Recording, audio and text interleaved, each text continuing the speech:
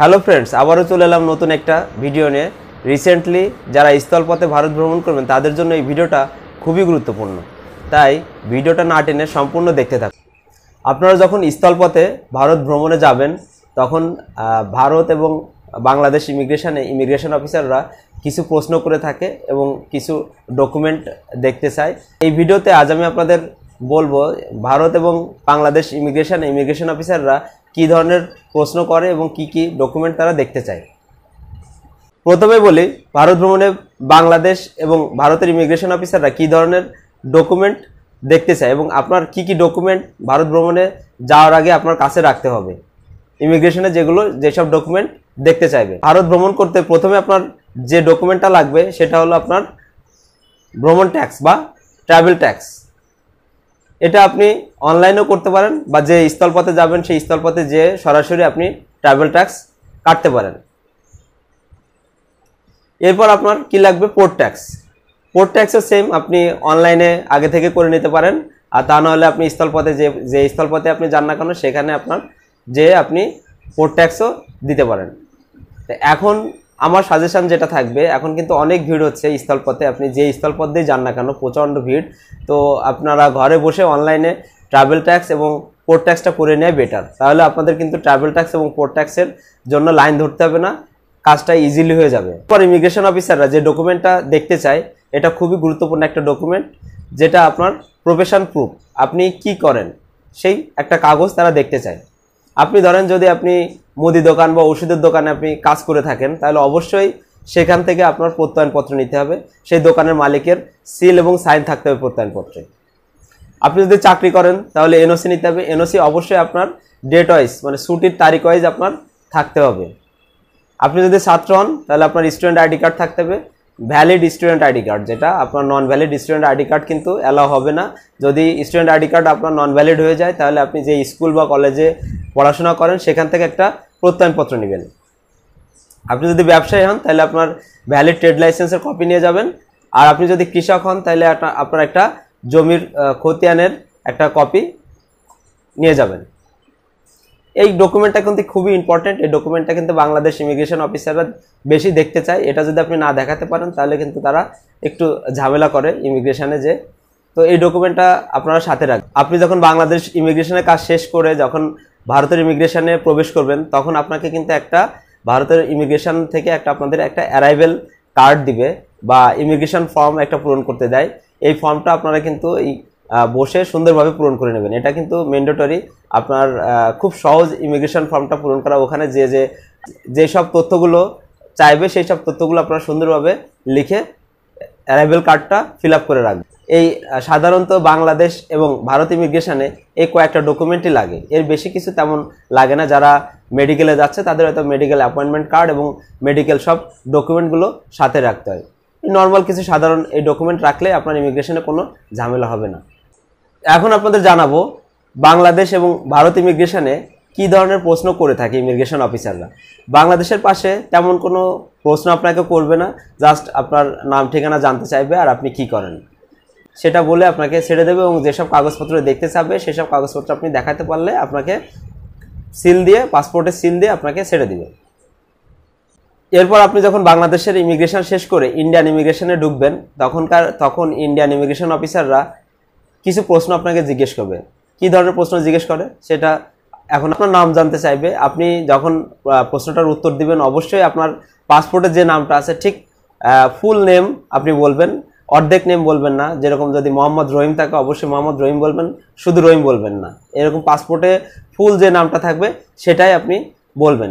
এরপর আপনার থেকে জানতে চাইবে আপনি কোথায় যাবেন। তা আপনি যদি কোনো হোটেলে যান বা যেখানে যান না কেন, বা আপনি কোনো রিলেটিভের বাসায় যান, এই অ্যারাইভেল কার্ডে আপনি কিন্তু সেই অ্যাড্রেসটা লিখবেন। অ্যারাইভেল কার্ডে যে অ্যাড্রেসটা আপনি লিখবেন সেটাই আপনি ইমিগ্রেশন অফিসারদের বলবেন যে আমি এইখানে যাব। যদি আপনি কোনো হোটেলে থাকতে চান তাহলে সেই হোটেলের অ্যাড্রেসটা, প্রপার অ্যাড্রেসটা আপনি লিখবেন এবং ইমিগ্রেশন অফিসারদের ঠিক হোটেলের প্রপার অ্যাড্রেসটা আপনি বলবেন। যদি কোনো আত্মীয় বাড়ি যান সেই আত্মীয় বাড়ির প্রপার অ্যাড্রেসটা বলবেন এবং ফোন নম্বর সহ, যেটাই বলবেন আপনার ফোন নম্বর কিন্তু থাকতে হবে। ফোন নম্বর সহ তারা কিন্তু দেখবে এবং জানতেও চাইবে। তো অ্যারাইভেল কার্ডে যেভাবে লিখবেন আপনি ইমিগ্রেশন অফিসারের কাছে ঠিক অ্যাড্রেসটা ঠিক সেইভাবে আপনি বলবেন। এরপর ইমিগ্রেশন অফিসার আপনাকে জিজ্ঞেস করতে পারে আপনি কি জন্য ভারতে যাচ্ছেন। তো এটা অবশ্যই আপনি বলবেন, যদি ট্যুরিস্ট ভিসা নিয়ে থাকেন অবশ্যই আপনি বলবেন যে আমি ভারতে ভ্রমণ করার জন্য আসছি।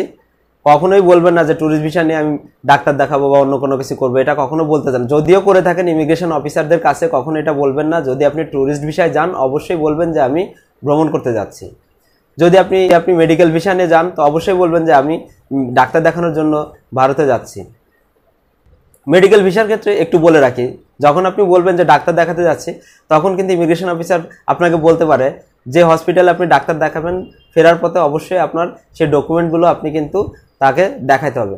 আপনার পাসপোর্টটা এবং ভিসা নাম্বারটাও তারা কিন্তু নোট করে রাখবে। তো কিন্তু সাবধান হবেন, ভিসাতে যে হসপিটালের নাম লেখা থাকবে সেই হসপিটাল অবশ্যই ডাক্তার দেখাবেন। যখন আপনি আবার ব্যাক করবেন তখন কিন্তু ওনারা দেখতে চাবে যে আপনি আসলে ওই হসপিটালে ডাক্তার দেখিয়েছেন কিনা। ধরেন আপনি সিএমসিতে অ্যাপয়েন্টমেন্ট নিয়েছেন কিন্তু আপনি ডক্টর দেখিয়েছেন অন্য হসপিটালে, তাহলে কিন্তু আপনার যখন ব্যাক করবেন আপনার কিন্তু সমস্যা হবে। এটা অবশ্যই মাথায় রাখবেন, যে হসপিটালে আপনি অ্যাপয়েন্টমেন্ট নেবেন ভিসাতে যে হসপিটালের নাম লেখা থাকবে অবশ্যই সেখানে ডাক্তার দেখাবেন। এবং যখন ফেরার পথে ডকুমেন্ট দেখতে যাবে তখন অবশ্যই সেই হসপিটালের ডকুমেন্টগুলো দেখাবেন। আপনি যে আর যদি আপনারা না দেখাতে পারেন তাহলে কিন্তু আপনার সাথে সমস্যা করবে এবং পরবর্তীতে ভিসা পেতে গেলে আপনার কিন্তু খুব জটিলতায় পড়তে হবে, কারণ তারা হয়তো আপনার এই ভিসার উপরে অন্যরকম একটা সিল দিয়ে দিতে পারে, যেটা আপনার পরবর্তী ভিসা পেতে খুবই সমস্যা হবে। তাই সবাই সাবধান হবেন। মেডিকেল ভিসা নিয়ে যারা যে হসপিটালে অ্যাপয়েন্টমেন্টে যাচ্ছেন অবশ্যই আগে সেখানে ডাক্তার দেখাবেন। ভারতের ইমিগ্রেশন অফিসার আপনাকে আরেকটা প্রশ্ন করতে পারে, এটা খুবই গুরুত্বপূর্ণ একটা প্রশ্ন এবং উত্তরটা আপনি সঠিকভাবে দিবেন। আপনাকে জিজ্ঞেস করবে আপনি কত টাকা নিয়ে যাচ্ছেন। আপনি যত টাকায় নিন না কেন, সাপোজ আপনি ধরেন 50,000 টাকা নিয়ে যাচ্ছেন, এই টাকাটা যদি আপনি নিয়ে যান এমনভাবে একটু সেফ যাতে নিয়ে যাবেন যাতে ইমিগ্রেশন অফিসার যদি আপনাকে চেকও করে যাতে বুঝতে না পারে আপনার কাছে এত টাকা আছে। আপনি যখনই টাকার প্রশ্ন করবে আপনি 10-12,000 বা 15,000 এরকম বলবেন, তার বেশি বলবেন না। মানে 20,000 টাকার নিচে সবসময় বলবেন আপনি যত টাকা নিয়ে যান না কেন। খুব বেশি টাকা যে আপনি নিয়ে যাবেন তখন কিন্তু আপনার সাথে তারা ঝামেলা করবে এবং তারা বিভিন্ন ধরনের আপনাকে হয়রানি করবে। তো সেদিকটা আপনারা সাবধানে থাকবেন। যে টাকায় যত টাকায় নেবেন না কেন আপনি 10,000 টাকার বেশি বা 20,000 টাকার বেশি 10-15 এরকমই বলবেন, খুব বেশি টাকা বলবেন না। আমি যদি আপনাদের সাজেস্ট করি অবশ্যই বলবো আপনারা ক্যাশ টাকা না নিয়ে ডলার ইনভেস্ট করে নিয়ে যাওয়াটাই বেটার। সেই ক্ষেত্রে আপনার কোনো হ্যাসেল হবে না। আপনি ক্যাশ ডলারে ইনভেস্ট করতে পারেন অথবা আপনার ডুয়েল কারেন্সি কার্ড বা ক্রেডিট কার্ডও আপনি এন্ডোর্স করে নিয়ে যেতে পারেন।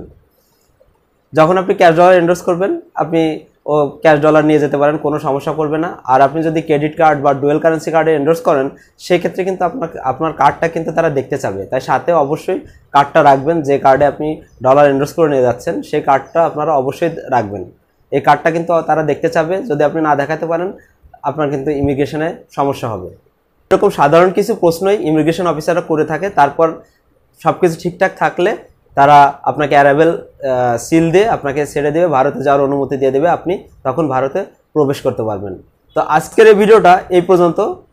আমার এই ভিডিওটা যদি আপনাদের একটু ভালো লেগে থাকে তো সাবস্ক্রাইব করে পাশে থাকবেন, একটা লাইক করে যাবেন, আর আপনার মতামত জানাতে অবশ্যই কমেন্ট বক্সে কমেন্ট করবেন।